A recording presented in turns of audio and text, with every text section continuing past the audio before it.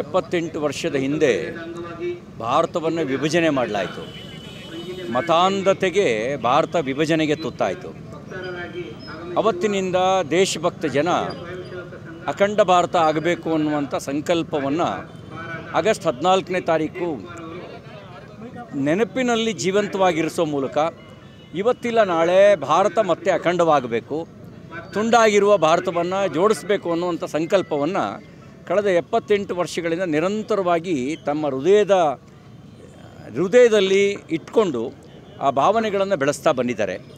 ನಮಗೆ ವಿಶ್ವಾಸ ಇದೆ, ಇವತ್ತಿಲ್ಲ ನಾಳೆ ಭಾರತ ಅಖಂಡವಾಗಬೇಕು. ತುಂಡು ಮಾಡಿದವರು ಮತಾಂಧರು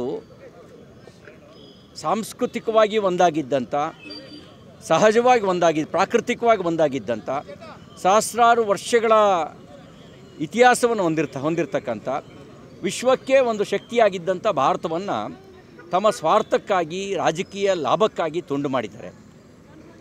ನಮ್ಮ ಸಂಕಲ್ಪ ಮತ್ತೆ ಭಾರತ ಅಖಂಡವಾಗಬೇಕು ಅನ್ನೋ ನಮ್ಮ ಸಂಕಲ್ಪ ಇದೆ.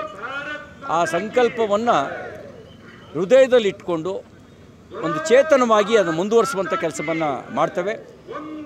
ವಿಶ್ವಾಸ ಇದೆ, 2000 ವರ್ಷಗಳ ನಂತರ ಯಹೂದಿಗಳು ತಮ್ಮ ಸಂಕಲ್ಪವನ್ನು ಈಡೇರಿಸ್ಕೊಂಡು ಮಾತೃಭೂಮಿಯ ಸಂಕಲ್ಪವನ್ನು ಈಡೇರಿಸ್ಕೊಂಡ್ರು.